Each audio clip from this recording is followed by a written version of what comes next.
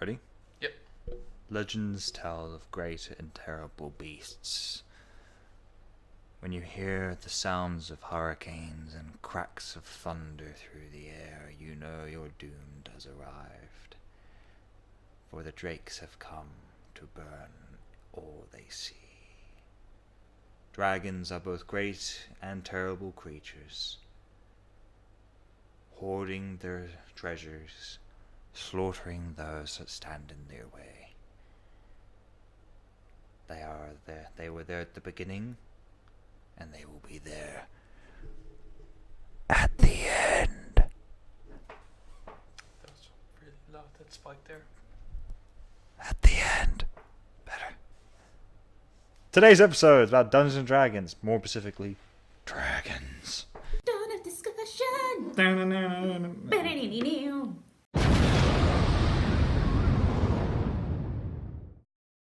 Welcome to to this week's episode of... of Dawn and Discussion. Yeah. Dawn and Discussion, not Dawn of. Dawn and Discussion. We're changing. Yeah, No. we're changing, we're rebranding, trying new things, basically. So, I forgot to top myself up, but that's cool. My class is being used for a dragon now. That's what dragons do. yeah, they take stuff away. So, today's episode is obviously Dungeons and Dragons theme. We said we'd be doing more. And today's episode is about perhaps the most iconic mythical creature in existence, the dragon. So, in Dungeons and Dragons, there are several species of dragons, but we're going to talk about the two predominant ones, along with the other ones as well. But they're metallics, and there are chronotic dragons. So, metallic dragons, there are 5 species of metallics. There's gold, which this one apparently is not meant to be. There is silver, Was that brass? copper, Ah, which, let's be honest, looking at it. not particularly. I'd say gold. And yeah, there's brass, copper, and then there's bronzed. Chronotics, there is blue, black, green, red, and white. There have been other ones before. There were once browns. There were once iron dragons, and there were all forms of other dragons before. But most of those have been long since extinct. There are other forms of dragons as well. Wyverns are dragons. There are dragon turtles, which are turtles but dragons. That sounds pretty cool. Yeah, they are pretty cool. There are other species of dragons. There are astral dragons. There are gem dragons, which don't get enough love. I love gem dragons. I think they're really interesting. And then there are prismatic dragons, which are the oldest form of dragons, and they are all basically prismatic dragons are all gods. So extremely powerful beasts. But anyway, today's episode is about dragons. So we're going to talk about mainly chronotics and metallics. So metallic dragons are the good dragons. They're the good guys in the Dungeons and Dragons universe. They're typically either lawful good or chaotic good, typically lawful good. Their leader is Bahamut, who is the platinum dragon. He is also a god of all good dragons. And he, however, has a twin sister known as Tiamat, queen of chronotic dragons and the goddess of tyranny. And she has 5 heads. Each one is of a different chronotic color. One thing a lot of people don't know about dragons is that depending on their color in D&D, that decides their breath weapon. So their breath weapons with reds, obviously, is fire. With gold, it's fire. With brass, it's fire. With other dragons, though, so for example, blue and bronze is lightning. For white and silver, it's cold, frost kind of breath. For, copper and black, it's acid. And then green is the only one that breathes poison. Because you can't imagine any good dragons breathing poison. It's a pretty horrible thing. Yeah, no, that sounds about bad. And obviously chronotic drag where Fire, though, perfectly okay. where you can imagine metallic dragons are good, chronotic dragons are evil. Now, as a quick little note to anyone watching this going, oh yeah, well, I love Game of Thrones and dragons. No. It's not like D&D dragons would eat Daenerys' dragons for breakfast. They are very, very weak and underpowered in Game of Thrones, and I know that may not be easy for a lot of people to understand or accept. It's a hard pill to swallow. It is a but hard you pill to got swallow, but let me put it this way. Dragons in D&D are gods. They're extremely powerful beings. They are intelligent creatures that can actually talk with you, and even in a lot of cases telepathically communicate with you and use actual spells. They are extremely powerful creatures. Some have been able to bring entire civilizations to ruins single-handedly. So the life cycle of a dragon is they go from wormling. So that's baby. They're born. They're either 5 years old or less. Then there's young, which they get into that So wormlings are medium creatures. They're medium size, so same size as a human. So dragons at their birth are the same size as a human being. After that, there are young dragons. Then young dragons are large, so they're probably about twice the size of a human, and they are up from 6 to 100 years old. You've got adult dragons, which are huge. They're twice the size of any human, three times the size of any human. Easily large, so pretty big. So these are probably about large or huge creatures, and they're typically anywhere between 101 to 800 years. Then you have, this one's a bit of a weird one. So in the campaign that I'm playing in as a player, our DM says ancient dragons are colossal creatures, which I think is actually a good idea because there are no colossal creatures in the monster manual. So we're actually going to go with our version as opposed to the D&D one, so that way people may be able to use these. If you want the D&D one, you can get the monsters. It's your pick, man. Do whatever you want. So after that, gargantuan size, which is, they're pretty big at this point. They're elder dragons, so they're about, I'd say, probably say 800 to maybe 1,000 or 2,000 years old. So they're pretty old. They've been around for a while, and they're extremely strong. Ancient dragons are the size of castles. They are monstrously big creatures. They are massive. Ancient dragons are... So there are gods in D&D, obviously, and even the gods don't want to regularly challenge ancient dragons because ancient dragons are that powerful. Yeah. So they're probably at that point thousands of years old. They're extremely old, extremely powerful creatures, and at that point they become very threatening. So, how do you fight a dragon? Well, typically you do the smart thing and run.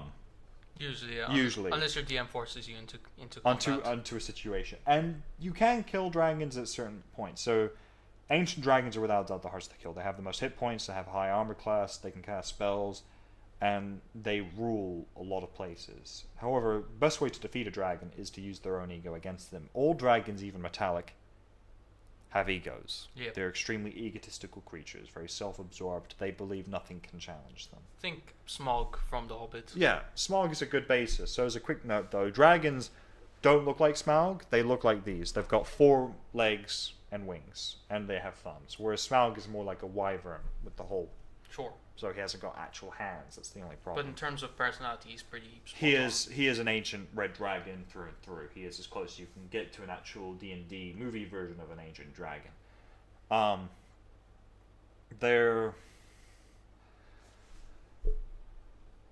Dragons have played a big part throughout Dungeons and Dragons for a very long time. I know it comes as a surprise.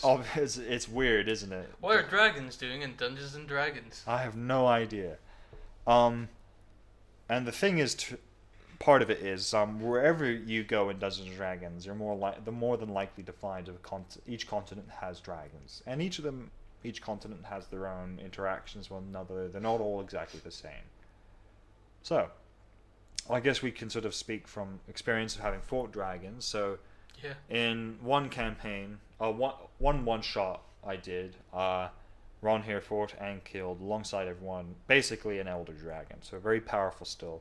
And in my Thursday campaigns, me and a group of guys, me and my fellow party adventurers, fought and killed an elder white dragon. So extremely powerful dragons, to say the least.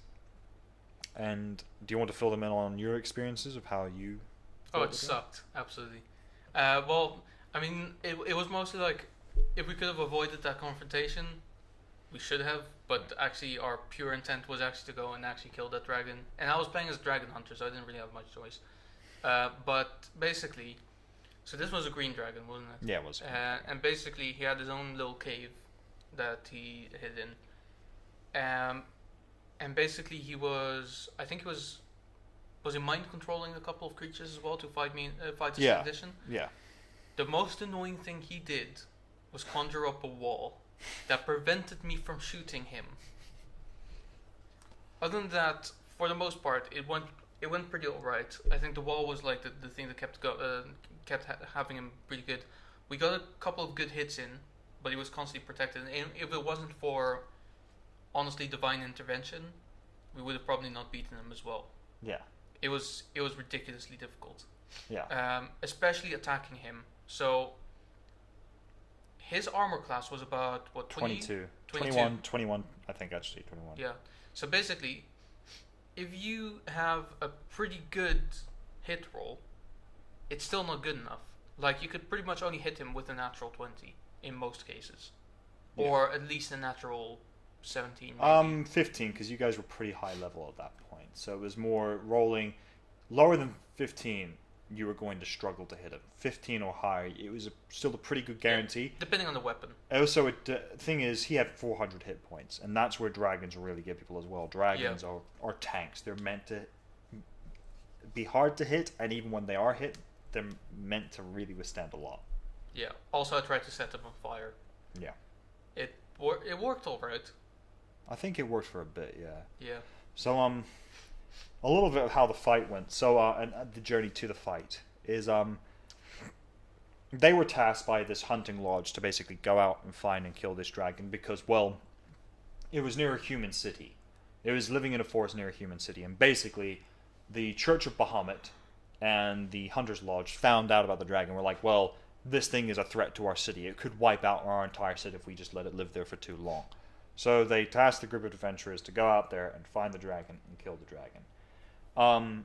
And basically, I gave the players a lot of choices. So basically, when they entered the village, entered the forest, one of them, our barbarian who was a Baratotem, a Kenku, he was able to cast Speak with Plants or Commune with Nature, I can't remember which one, and find out information about what's happening.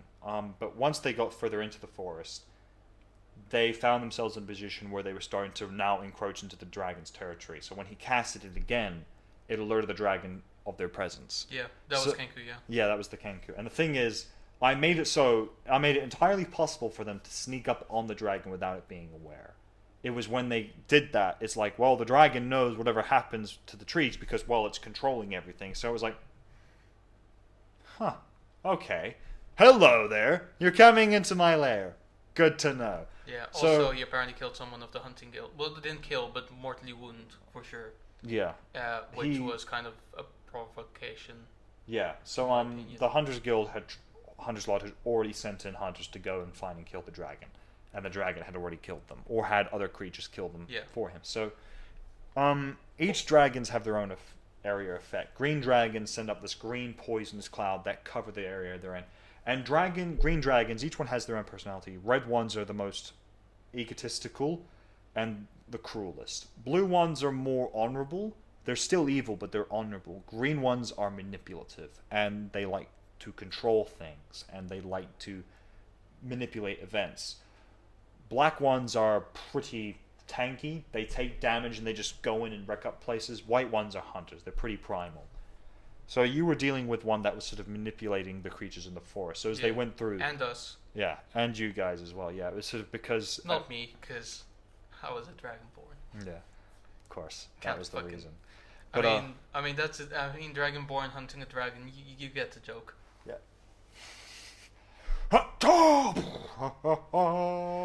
Yeah, well, it was more a reference to Blade, but it's cool. Yeah, still. It's cool. It's a good thing everyone knows what I'm trying. Yeah, but what was I gonna say? God damn it. Oh, sorry, fuck's sake. What can't I remember what I was gonna say?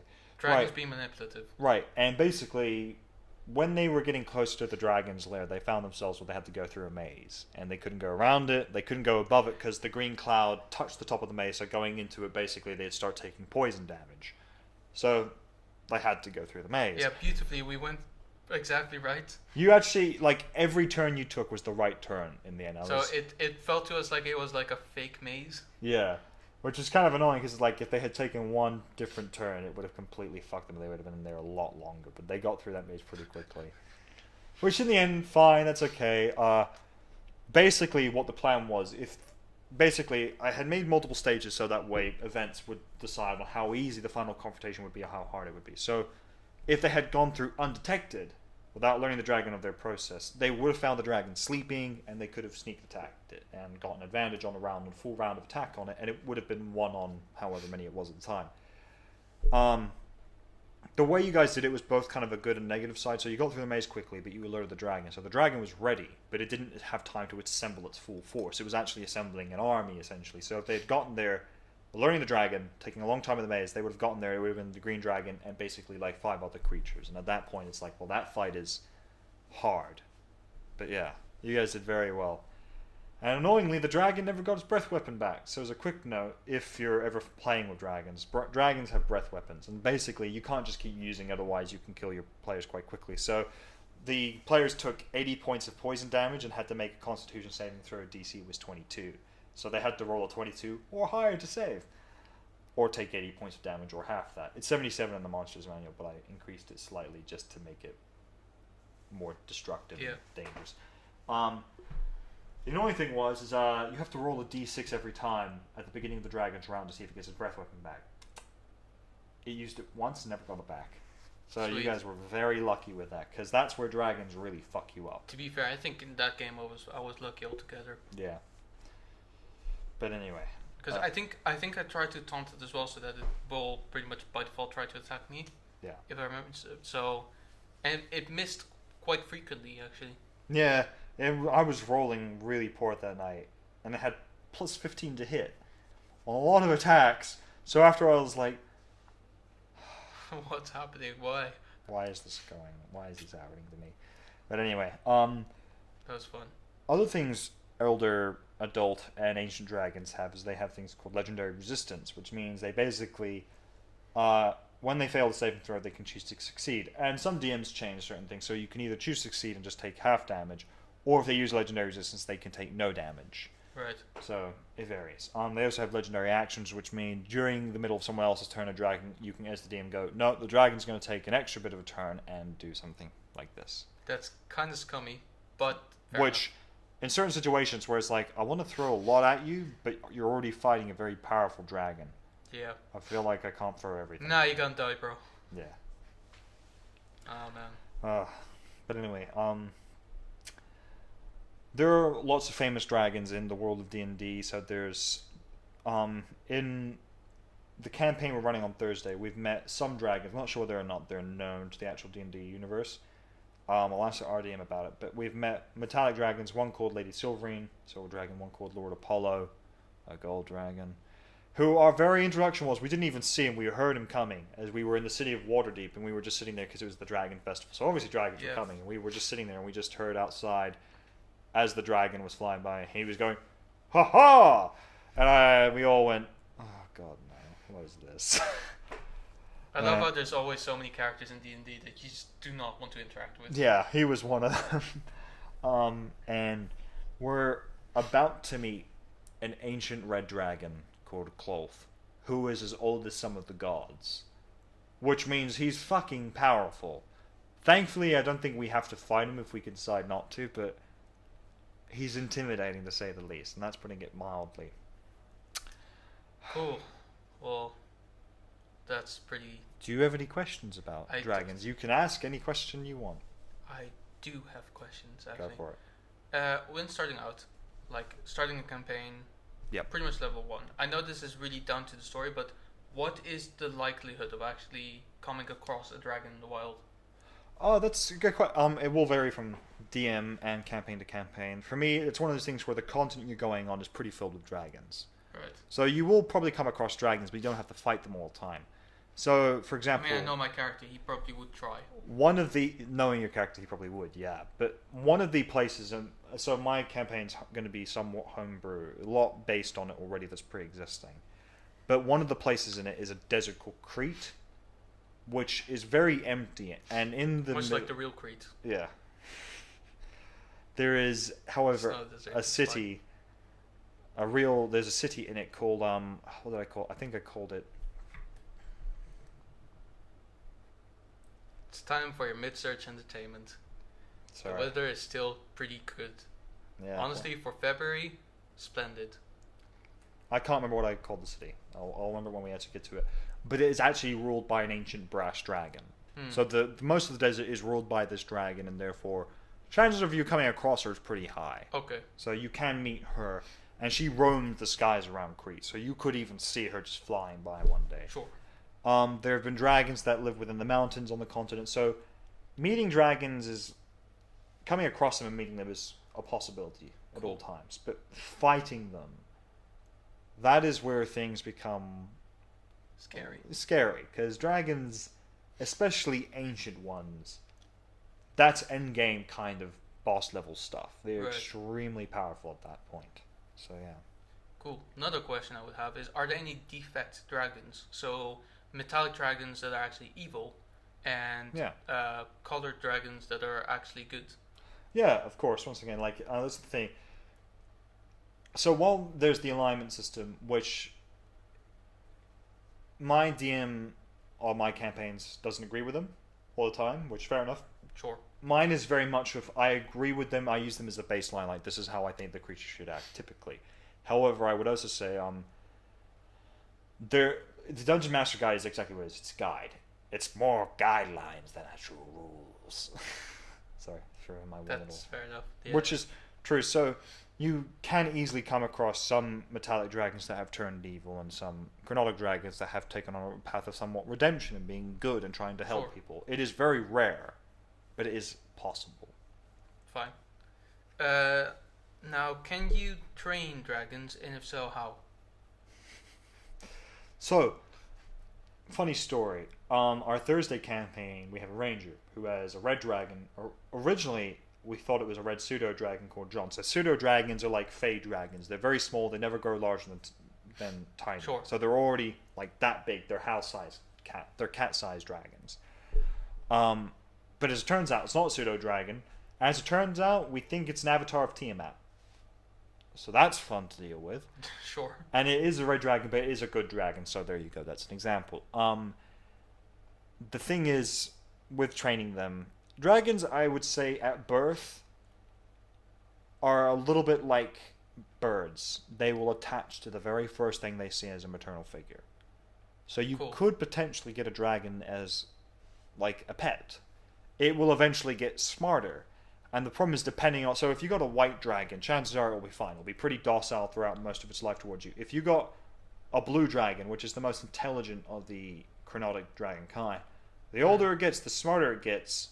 The more it's going to realize, why am I with this person? I'm smart. I Yeah, don't that's know. fair enough. Yeah, because, for example, a wormling white dragon at birth has an intelligence of -3. Huh. Young, -2. Adult, -1. Ancient, 0. Let's go to blue. And obviously, once again, this is the monster manual, so it's more guide. So, blue dragon at birth, +1, +2, +3, and then ancient one is +4. Actually, no, they're not meant to be the smartest. Green ones are meant to be the smartest ones then. Sorry. Nice. But still, like, either way, they can be pretty... I think Yeah. the +3 is... +4 is way too low even still. Like, dragons should be a lot smarter than that. Actually, let's see what a red dragon's intelligence is. Okay, +4, not too bad. But, so yeah, there's a point where they will become smart enough to realize they don't need you. And more importantly, because dragons can live for thousands of years, they will outlive you. So you can have one as a... And here's the thing. Beastmaster Rangers are extremely underpowered. It's like you can have any animal companion, like a But not a bear or a wolf. In a world filled with magical creatures, I'm meant to throw a wolf at a dragon? Yeah. No, that doesn't seem fair. Well, yeah, it's a you're trained right. wolf. To train. Ooh. But so yeah, I would say Cool. you could. I have one last question. Mhm. Are there any male dragons who will dress as female dragons, or in other words, will get their drag on? Yes, actually. Sweet. So a little bit of note. Some ancient dragons have become so powerful they can actually take on human form. Okay. And they actually immerse themselves into human society. Sometimes just to watch or to fuck with people. So examples of which, in one campaign called for Critical Role in the Vox Machina, before we even meet them, some of the dragons take on forms of humans and they're trying to unravel the political balance in some of the cities. I see. The heroes discover this and stop the dragons. Another example is Bahamut, the Platinum Dragon, has actually been known to take on the form of a peasant elderly man. And he'll roam cities and just watch. Yeah, He'll just watch observe. people and observe people. Yeah, because he is a god, but he's also a good god. So he'll actually observe the people and see how things are going, how they are. he also was ever watchful of Tiamat, because Tiamat is locked away in the Nine Hells, thankfully for everyone, and if she ever escapes, it will be all-out war between the Dragonkind. Nice. Cool. Well, that's all the questions me. You have, Yeah. I mean, fan submitted questions is a whole other section. So yeah, I think that's good for a quick, short episode. We may do more on dragons, because Yeah. there's a lot about If you them. see this episode, it means that we didn't film an episode for this week. Sorry, I guess. But yeah. Quick sponsor before we sign off. I wish it was How to Train Your Dragon. It would be pretty fucking timely, but no, it's not. Instead, I'm gonna just explain the jokes that I made. If there are dragons that you could train, and if so, how? That was How to Train Your Dragon. Getting your dragon, because dragon. Those were the jokes. You're welcome. The more you know about jokes, the less you'll appreciate them. We're sponsored by Killjoy. Thank you very much. Keep playing.